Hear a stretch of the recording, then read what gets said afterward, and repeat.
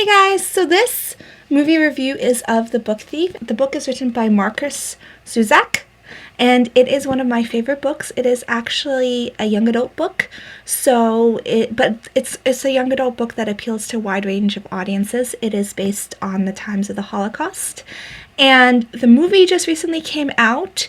It came out, I guess, on limited release a few weeks ago, and I looked everywhere for it, but they didn't have any showings near where I live. So finally, it came to a theater near me, and I have to say, I definitely recommend this movie. It is one of the most beautiful movies that I have seen in quite a while. It's about a girl who lives in Germany, and her mom is accused of being a communist. She probably is one.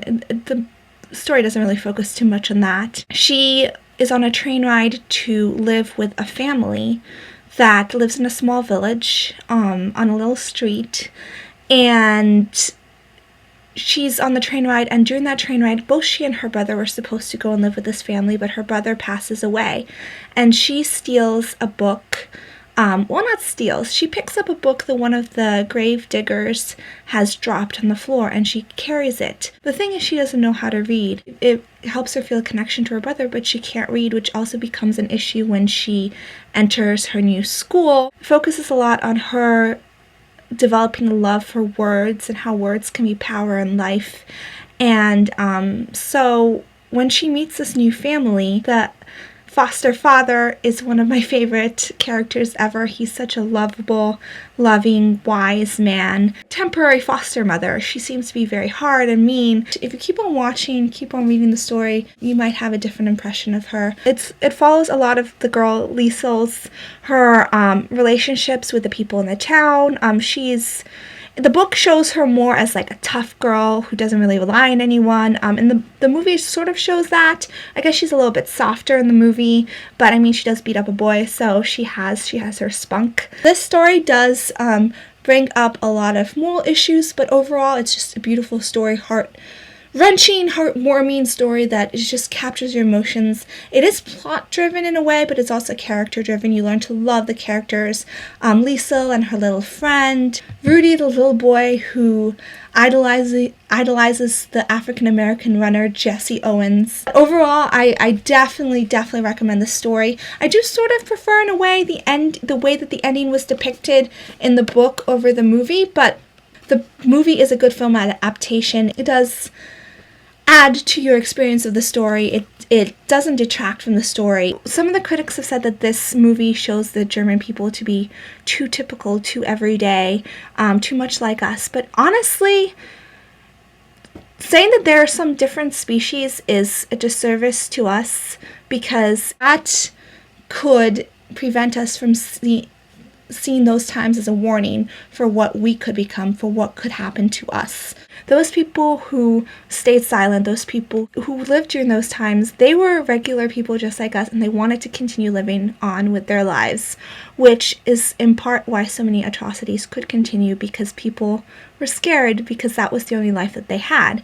And also there's the issue of standing up to government, and we are not immune from that sort of groupthink, that group insanity where horrific things can happen. A lot of the characters in this story actually are the more active people who did do something, but you can see them in their everyday lives and like the struggles that they went through, and how it would have been so easy to just go with the flow, but they something inside them made them go stop. And I think that is a great thing to have in any group setting, that sense of self, that sense of knowing what you believe in, that can help you stop and view things from a different perspective. And I think that the main character, Liesel, the fact that her mother was a communist, or so-called communist, I think that helped her step back, because then she realized, oh, like, they are persecuting the Jewish people, but my mom, like, is she coming back? What is going to happen to her? So it made her step back and look at what was going on around her with a different eye,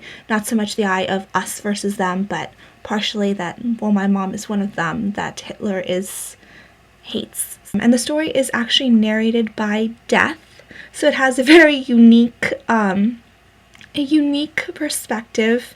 I am fascinated by life in the face of death and stories about life in the face of death.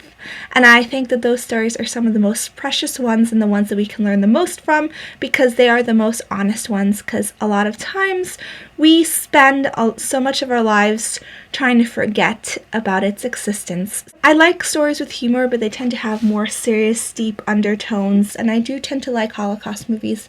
I don't know if you guys know that. I have always, ever since I was about 8 or 9, been very impacted by the stories during the times of the Holocaust, in large part because that was a time when doing the right thing could get you killed. Like, oftentimes now you do the right thing, you stand up for someone else, and maybe within a small select group of people, they might look down on you, but then the majority of the population, because they're not caught in the groupthink of that small group at that moment, they tend to applaud your actions. But in those times, doing something positive, doing something good, saving someone's life could carry such a destructive consequence that you really had to have those beliefs, the respect for human life, stuck in the core of you to be able to act on it.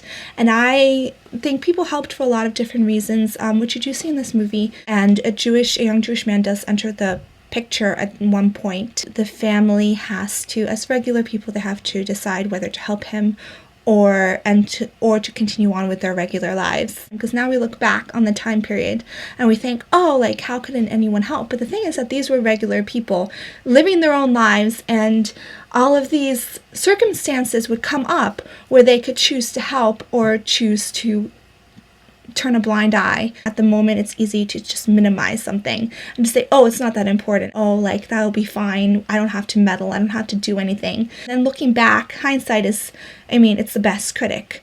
But at the moment, you have to realize, you have to keep your eyes open and decide what is important enough to stand up for. For the most part, I think the most of us who are watching this video are blessed enough to not have come up to circumstances that will call on us to decide how to act in such life-changing events.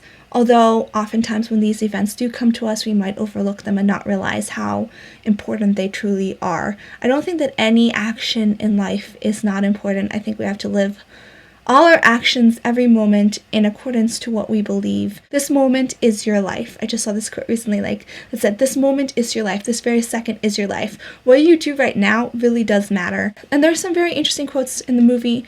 For example, where Death is talking about the young men who seem so gung-ho to go to war. And he says that it is surprising how many young men think that they're rushing at their enemies when they're really rushing at him, rushing at death. And I actually read a book, I read half of the book, I didn't make it through the whole book, by Elizabeth Kubler-Ross.